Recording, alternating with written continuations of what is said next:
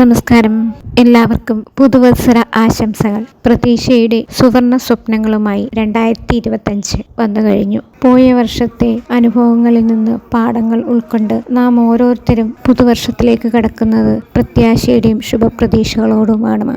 സംഖ്യാശാസ്ത്ര പ്രകാരം 2025 പുതുവർഷം 9ന്റെ വർഷമാണ്. 9 എന്ന സംഖ്യയുടെ കാരഗ്രഹം മേടം, വൃശ്ചികം രാശികളുടെ ആധിപത്യമുള്ള ചൊവ്വയാണ്. ചൊവ്വയെ പോലെ തന്നെ ശുക്രൻ, ശനി ഗ്രഹങ്ങളുടെ ആധിപത്യം, ഗ്രഹങ്ങളുടെയും സ്വാധീനം ഈ വർഷം ശക്തമാണ്. 9ന്റെ ഗ്രഹം ചൊവ്വയായതിനാൽ സുബ്രഹ്മണ്യ കടാക്ഷം ധാരാളമായി കിട്ടുന്ന വർഷമാണ് വന്നിരിക്കുന്നത്. ഈ അഭിവൃദ്ധി കൂടുതൽ ശക്തമാക്കുവാൻ സുബ്രഹ്മണ്യ ഭജനം കൂടിയേ തീരൂ.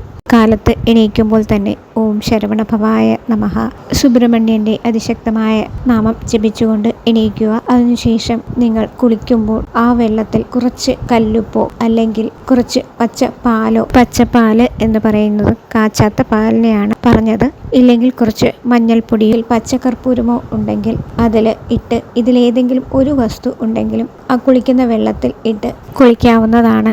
ഇങ്ങനെ ചെയ്യുന്നതിലൂടെ, അതായത് നമ്മൾ ഈ വെള്ളത്തിൽ കുളിക്കാൻ ഉപയോഗിച്ച വസ്തുക്കളെല്ലാം മഹാലക്ഷ്മി കടാക്ഷമുള്ള വസ്തുക്കളാണ്.